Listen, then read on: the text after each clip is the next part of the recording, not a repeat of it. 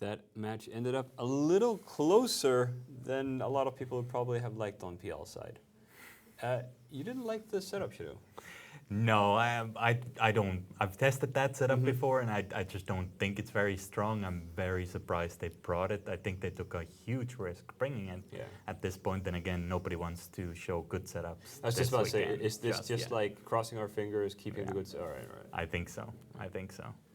They played a gamble and they won. Sure, it's not just damage control, and that's not like A-tier setups or Pandemic Legion this year? I don't think anybody can look at that setup and say it's anywhere near A-tier. Who knows? I mean, that unbeatable Elise Randolph setup was pretty, pretty bad. Pretty bad last year. I mean, well, clearly the quality of a setup, it's completely dependent on how much money you spend on it. So I imagine that was probably one of the best setups we've seen so far. but I mean, still, all right. So you know, it's still fairly early in the tournament, but still risking the flagship as well. Yeah, well, risking the flagship now isn't going to be too much of a deal. I mean, I don't think anybody's really going to bring a flagship towards the final weekend. You're going to bring out something less predictable and something that's going to, you hope, take them by surprise. My thoughts on the flagship there is it's not a setup that's built around protecting the flagship per se. Like the best way that they have to protect the flagship is just hope that the jams go in so it's never receiving enough DPS to where it's an issue of losing it.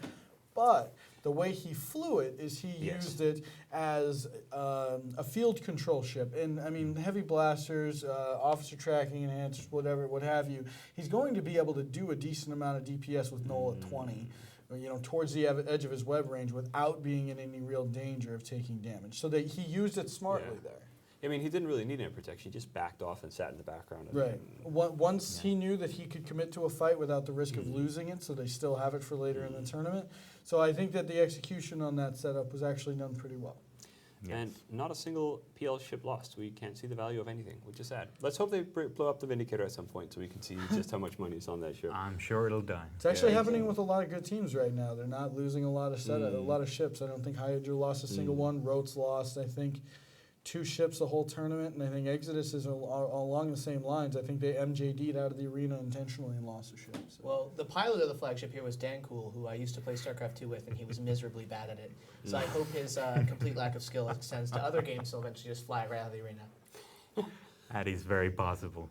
All right, well, we do have 20 more matches today coming up. A lot of exciting ones. I feel like we're pretty much down to the place where only the good teams are left, right? So if we look at the schedule today, we have Scum versus Revolution. We have Circlo 2 versus CVA, which is going to be good as well. Nully versus Exiled. Clockwork Pineapple versus Choke Point. Hun Reloaded versus End of Life. Shadow Cartel MIF. Pizza versus Obsidian Front. Sadistica Alliance versus Kadeshi. And then we go to the second part, where it's a little bit more undecided, right? So a lot of the early victories today here will determine who Test, Transmission Lost, Verge, Votes Don't Count will fly against. So long and awesome day again today. We'll finish at around 2100 EVE. So if you do have a few hours, please spend them with us. If you're just tuning in through Twitch and you're interested in this whole EVE Online thing, there is a 30-day free trial that you can click. It is 100% free, 60% of the time. So, next match. Scum versus Revolution. Bans right now are Basilisk and Vindicator from Scum. It is a Scimitar and a Dominix from Revolution. We're going to see 2 armor setups, most likely, unless we're going to see a Shield Tinker, which could happen. As far as predictions here, I think Fozzie and I actually did. Most of us differ here. I think Scum's going to take it, mostly because Revolution, I think the max amount of pilots they fielded the whole time is 9. So I think as soon as they come up against a hard opponent, it'll probably go for Scum. Let's get our predictions then. Revolution, I think, is going to take it. Scum lost their flagship on day 1. I think they coast to victory here. Hoping for Scum. I hate to agree with Michael Bolton, but I'm going to go with Revolution. I think I might go with Scum. They've only lost to CO2, and that's no shame in losing to CO2. So Scum for me.